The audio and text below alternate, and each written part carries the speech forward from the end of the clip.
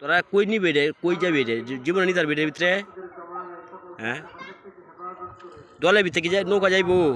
এই যে দেখ, দলের ভিতরে নিচ আবার টেলায় তোরা এমবি আছে, টেলায় আবার এমবি আছে দলে।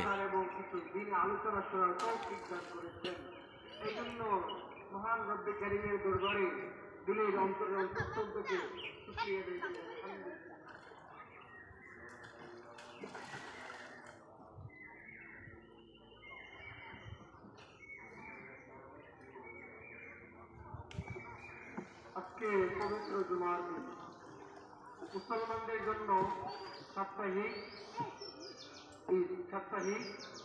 ঈদের দিন। এই দিনে নফল রোজা রাখার জন্য নিষেধ করা হয়েছে। এই দিনে যদি কেউ নফল রোজা রাখে তাহলে তার মাত্র হয়ে যাবে। নফল রোজা রাখতে পারবে, তবে একান্ত অপ্রয়োজনীয়, একান্ত যদি প্রয়োজন নাই হয় তাহলে নফল রোজা যেন কেউ না রাখে। পবিত্র জুমার দিন মুসলমানদের জন্য জুমার দিন হচ্ছে সাপ্তাহিক ঈদের দিন।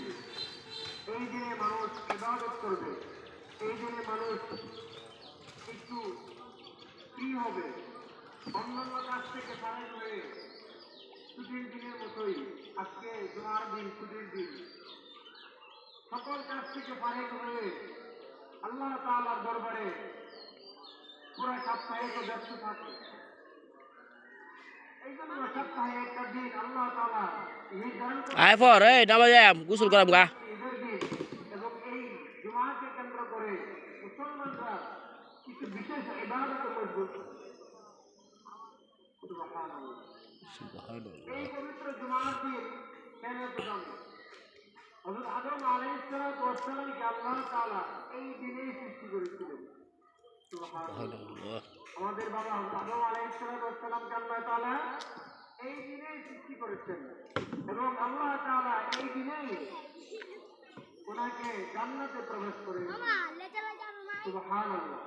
মনে নয় পাইছি না। আল্লাহ